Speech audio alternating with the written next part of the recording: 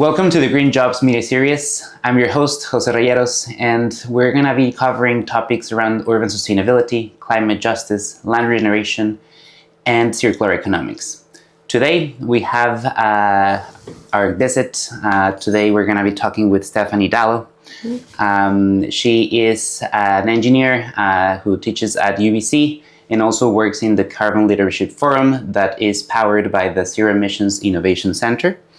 Stephanie, beyond being a scholar and engineer, is really passionate about really communicating what is at the core of her emotions. And in our previous chats, we've had such an interesting way of threading our ideas and really communicating not only your previous experience in your lived experience, but at the same time in showing how that connects back to your work and how you provide meaning and really connect with the empathy you have for the work that you do. So I really want to thank you for agreeing to talking with us today, and I will just leave you a little bit of space to talk a little bit about how in the past you have shown a bit of that interest in connecting with empathy, in showing a bit more of how the space of STEM and your own identity has really explored these different challenges.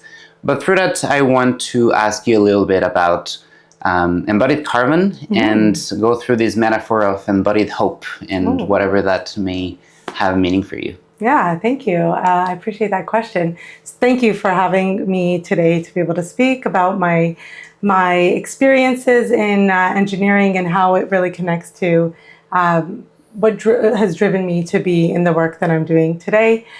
So for people who might not know, embodied carbon are the emissions related to production, manufacturing of like materials down to site to construction, and then any repairs or or renovations that are done through to end of life and of that material.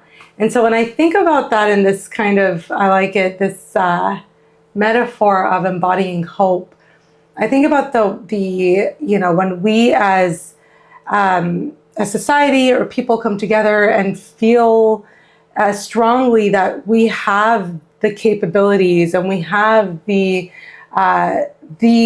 care, to put into improving the systems that we are living in today, the infrastructure that we're living in today. And so there are sometimes without getting ahead or going off on a tangent of sunk cost fallacy sometimes, and when you pour in energy into something and you need to know when to walk away. In this case, when it comes to hope, I think we need to hold on and understand that we put so much into the work that we do, that even when we experience these challenges and setbacks, that we should be still doing the most to harness all of that hope that went into something and continue to nurture it and build upon it to getting us to our end goal. Because I think there's a kind of that saying of like, if it was easy, it wouldn't have, if it was so easy, like, I don't know what the saying is, but really things that are hard, they're not that easy, I guess is what I'm trying to get at.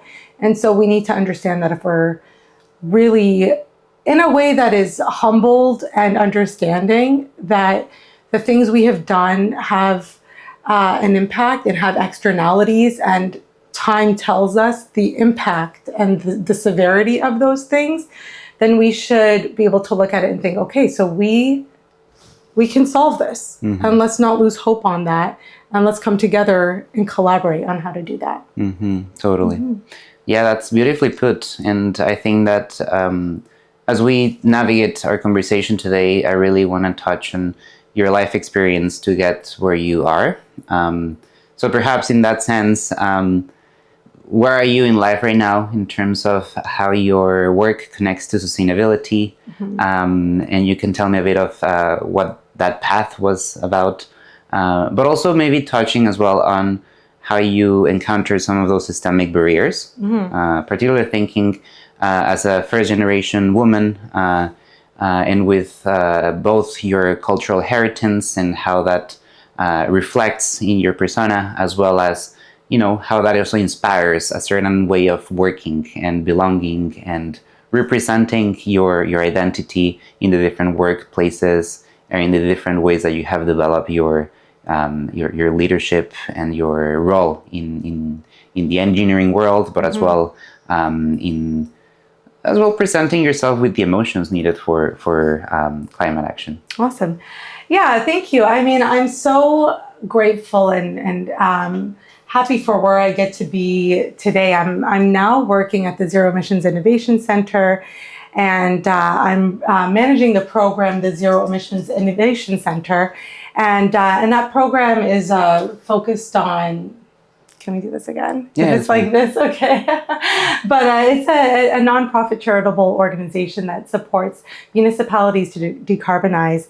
And we're part of the Low Carbon Cities Canada, or LC3 Center. And the purpose of our work is impact investing, research, creating partnerships, and capacity building to support the work across buildings, transportation, and renewable energy sectors.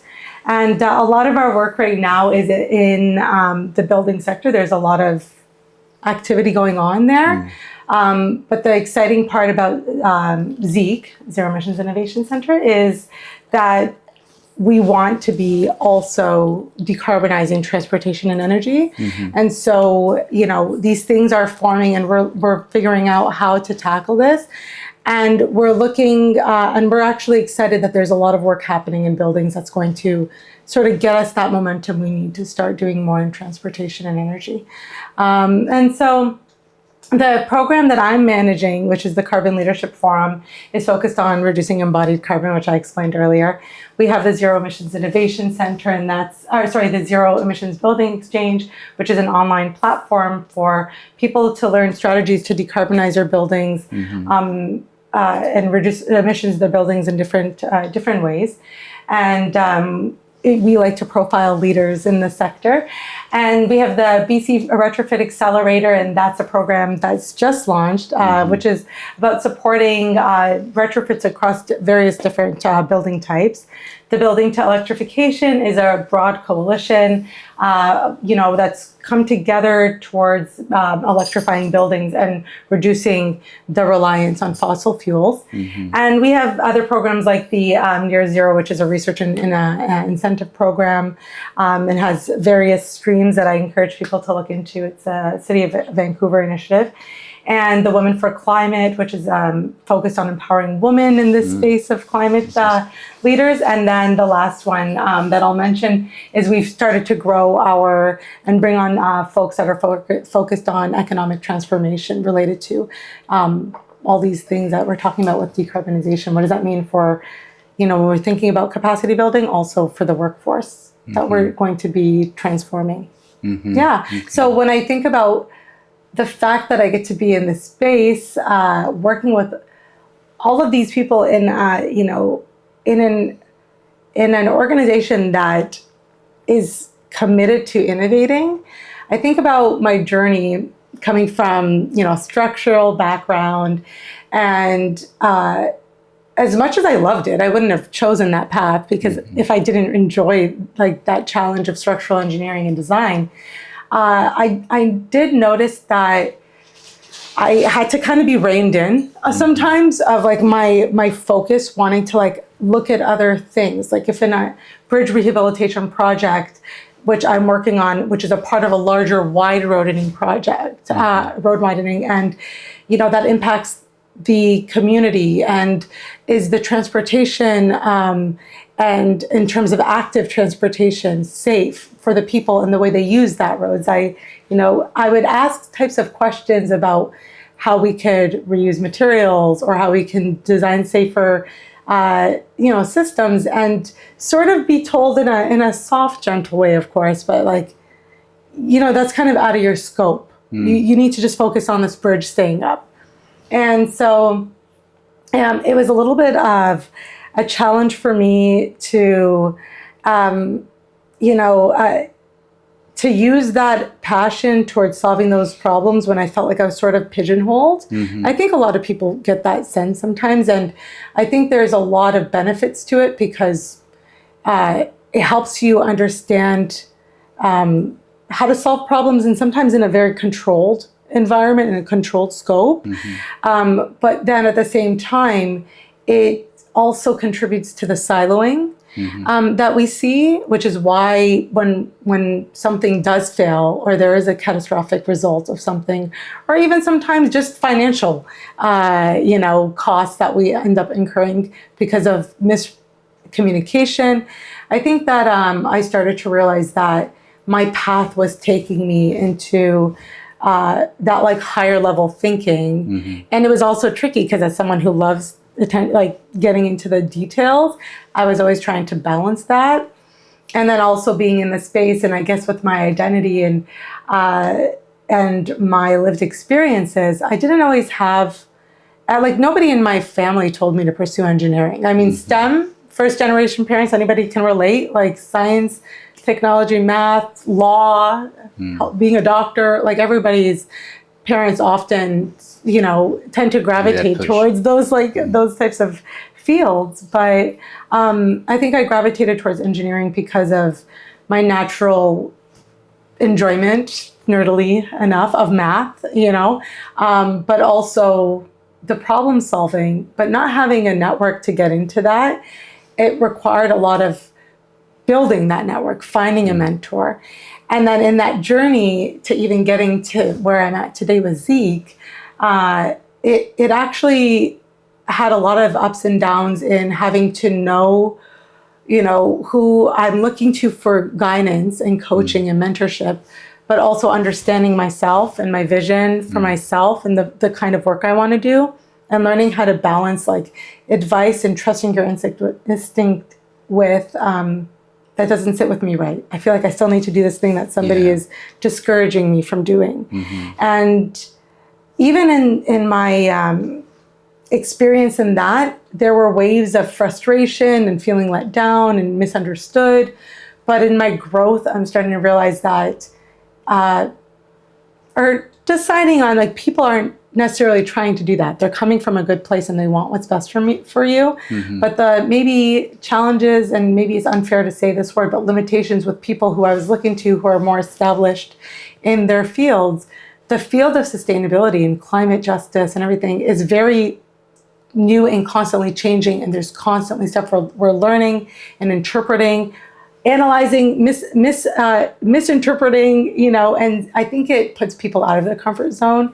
And if they're there being the experts, being the, managers or whatever, that's to them out of their scope, so they're not going to be the ones, I think I realized, to understand how to guide me in this field. So I'm glad I took the path of going back to school, connecting with other people who were committed to understanding this and learning, and also, understanding that sometimes a lot of the passion behind what I did also had to do from the layers of my lived experiences that other people just didn't have. And so that's where the empathy comes in, of like, if people don't really exercise their empathy, they're just not going to have that same type of passion. And so then you can kind of feel like, it's hard to kind of get people on board to sorry if this answer was like all over the map. Maybe we can. I really appreciate it because it's rich in the way that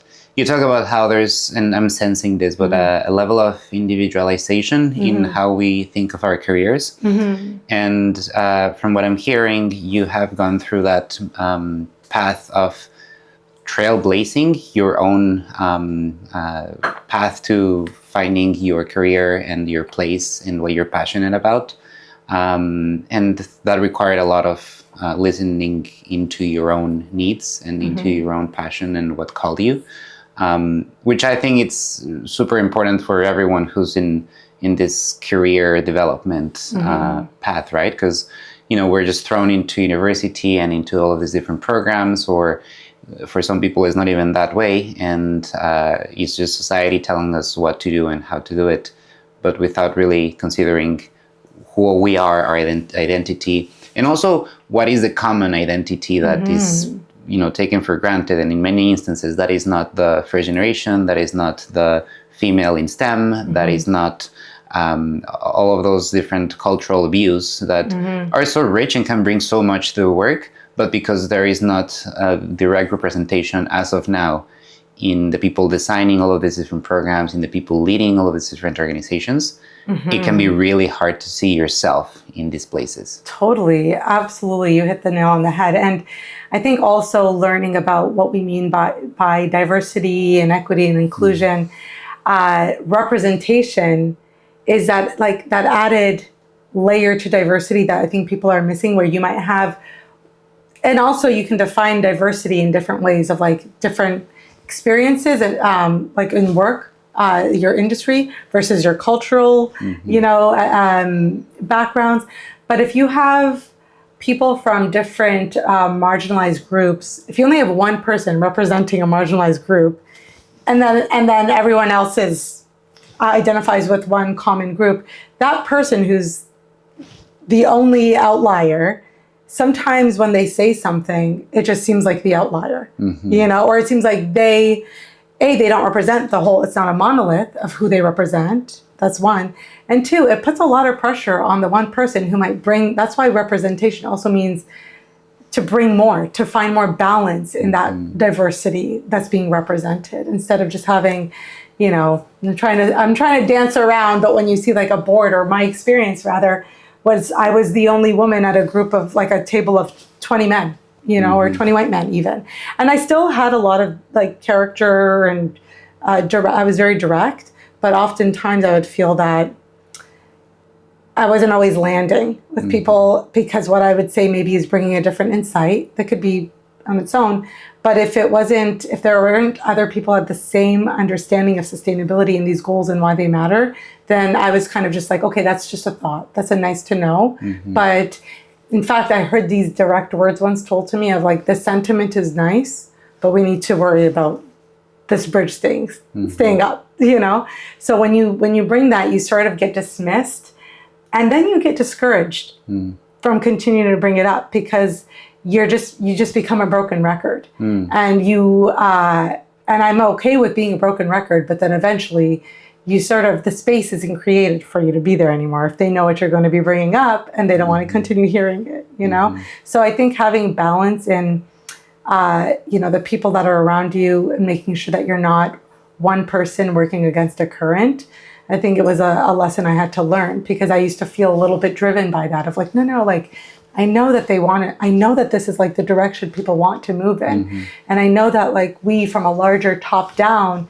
talk this way. So I will do the walking in getting people there. And then it just didn't always go that way. And so where, starting to figure out like, but this is important to me and I know I need to do this.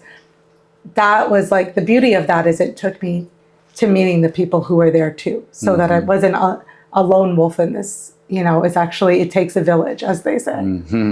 That's a great way of putting it.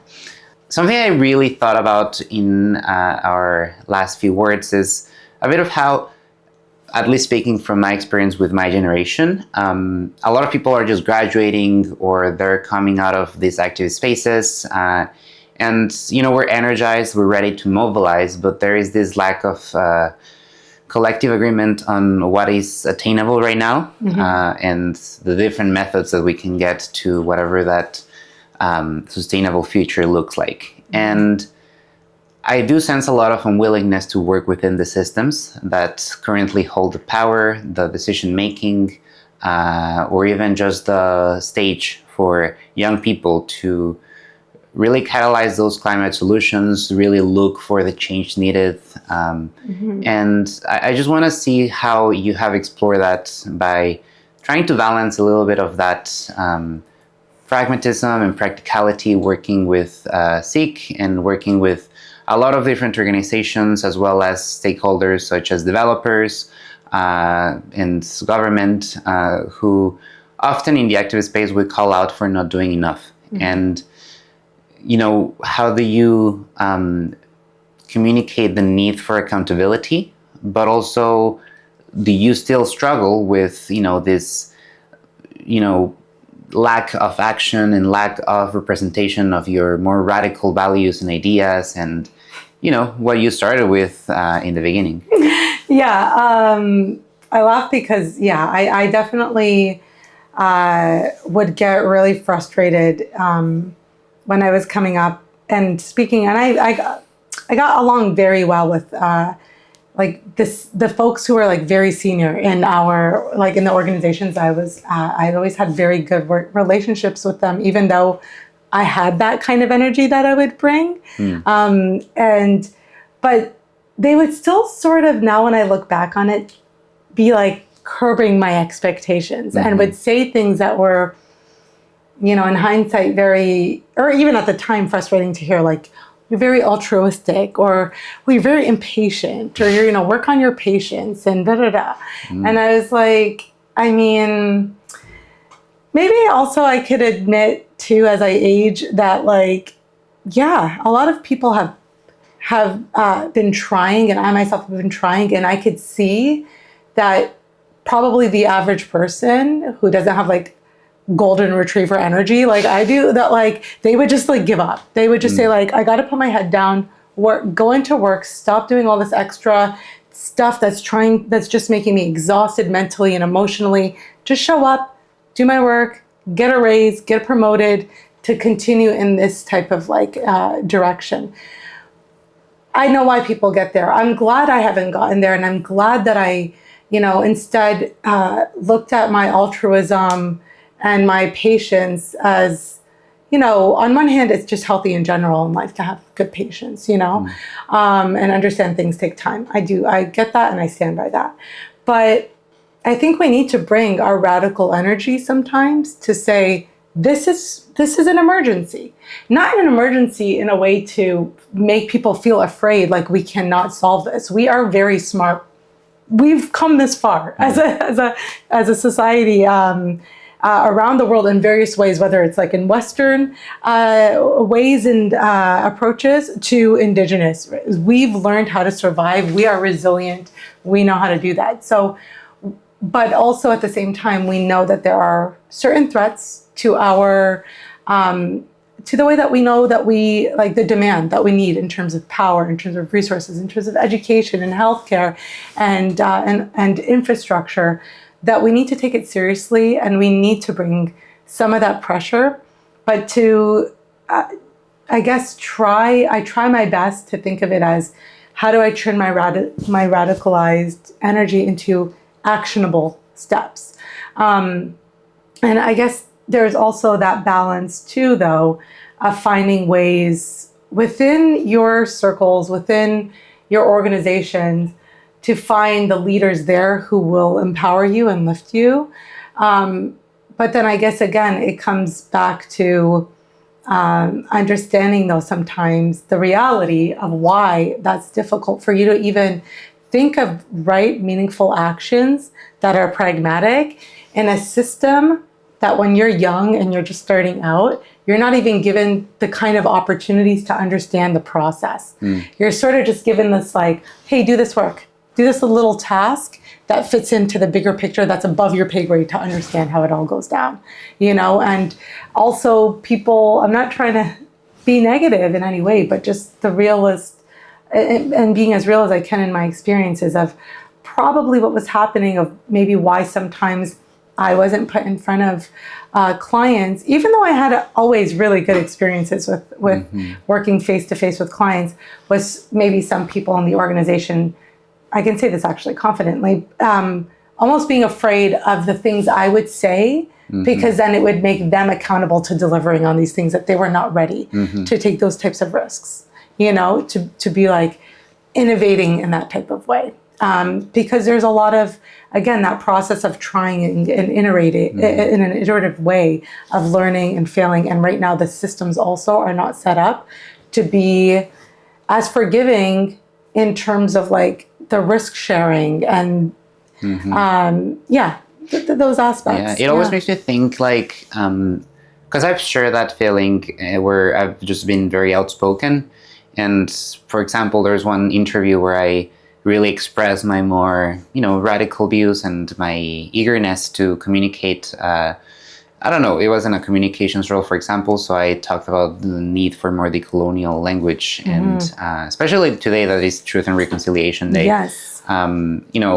I wonder if at some point, if I am in a position that I have valued for so long, and I'm in a position to say we should probably see how we can, take accountability in our organization to the Truth and Reconciliation calls to action. And if that is going to jeopardize my job at some point in the future, then you begin to think, how much am I willing to sacrifice?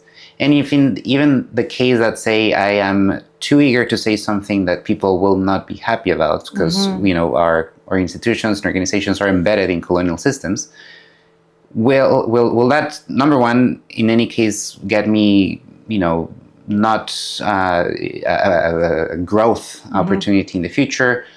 I wouldn't say get me fired, but if I did not have job security, will someone else, maybe an organization who does value that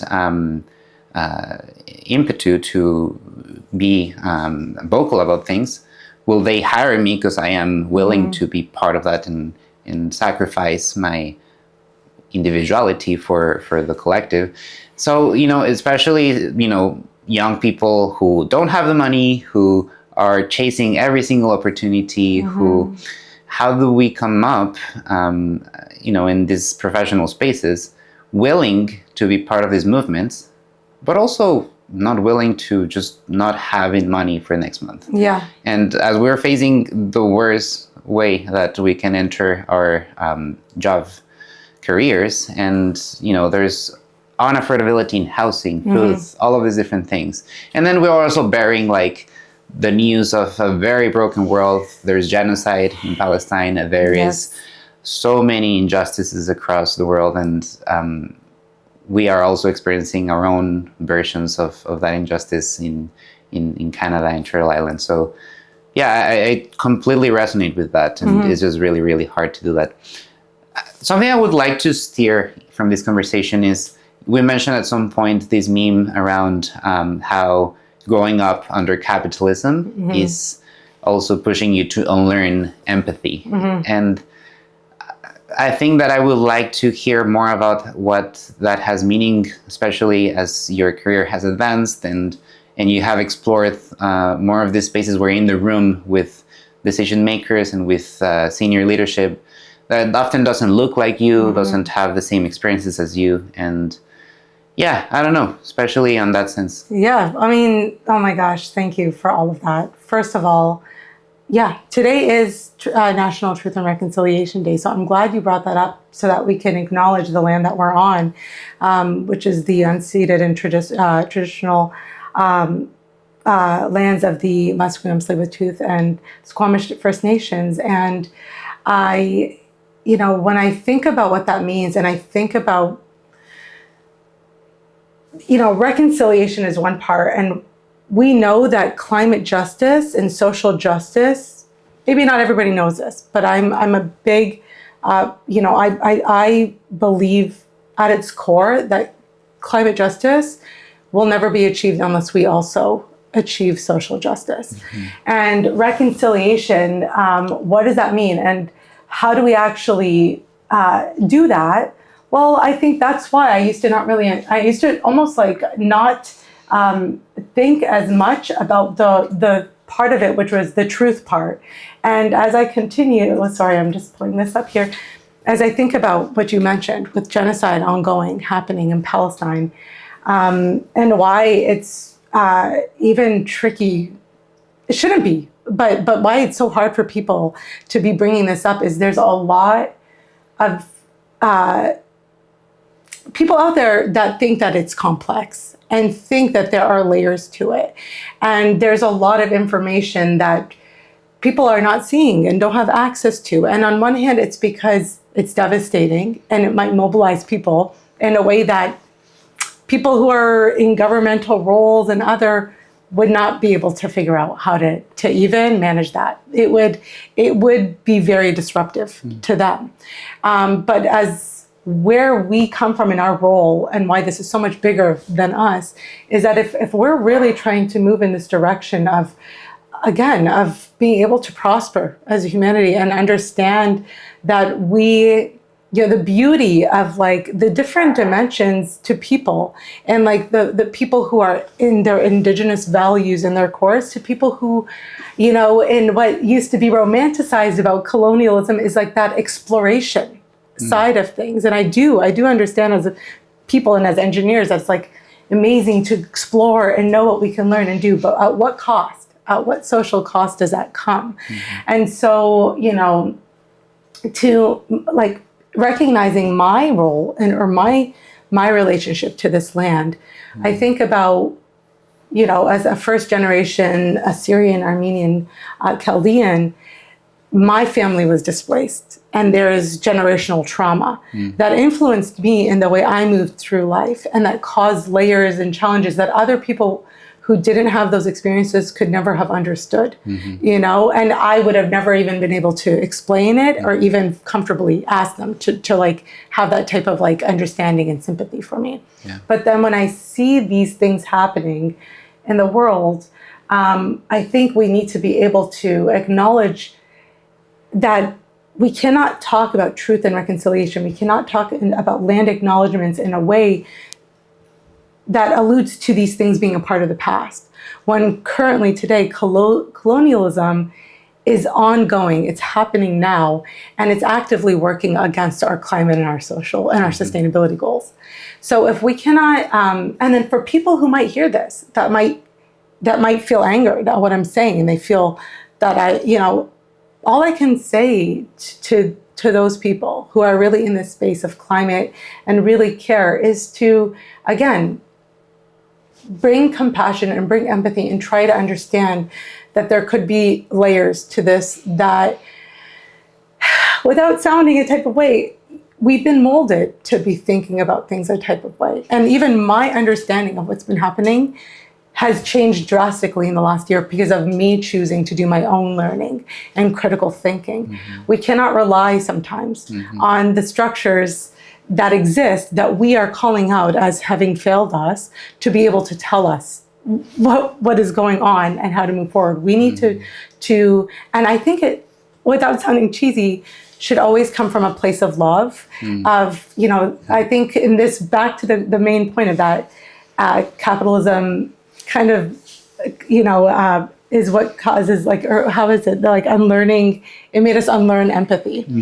I think that there's a lot of stuff happening in the world, or narratives even of like, oh, for your mental health and wellness, you need to just check out and tap out. And I would almost warn people of that. If people are telling you that, why? Because I would actually, it's not about calling people out, it's about calling people in and to say, oh, actually it's more pessimistic for you to think that the world is just terrible and you have to just check out and be on your own, in your own, taking care of yourself to be able to survive this. When rather you can look at it, or I invite you to look at it as, this is a terrible thing that should never happen. Yep. In fact, I cannot believe that we even see movies and pop culture and this referencing, making movies that have played on our emotions of like liberation and freedom and this, only to see these things unfolding before us in a year where we acknowledge the atrocities of colonialism. So I think we need to realize, or what I've realized, and it's helped me a lot, is that it's actually positive. My outlook is positive in that this is a terrible thing, but I didn't even realize the scope of it and the gravity of it that was happening. Now that I do, I've seen it, I've bared witness on it, and now I can understand that there's a lot of work that needs to be done.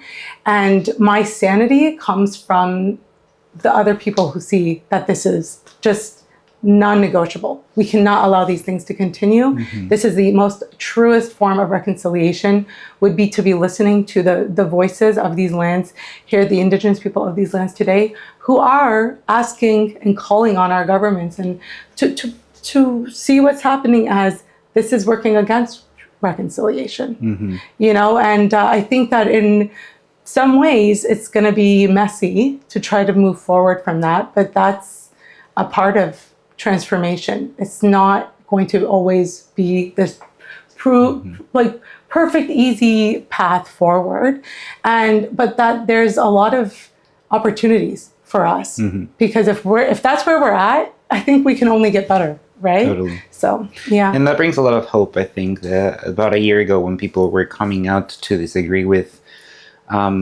just the lack of action and verbalizing what was happening in Palestine, and like a year into retrospective, that brings me a lot of hope. How the BIPOC voices that are putting forward, and also the non-BIPOC voices, but I think that solidarity that happens in those formal spaces brings me a lot of hope.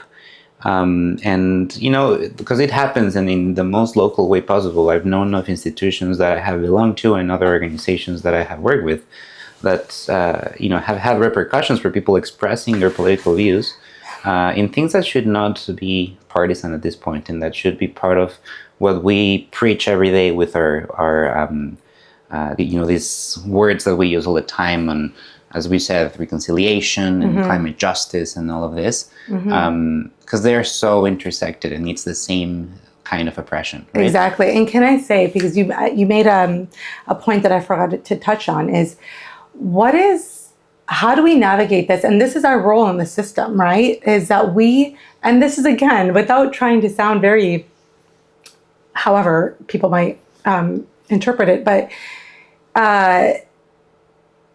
we feel that we cannot speak, and we feel fear about showing up. Again, this is not even about the individual at this point. This is so much bigger than us. In fact, why people don't tend to show up is they think that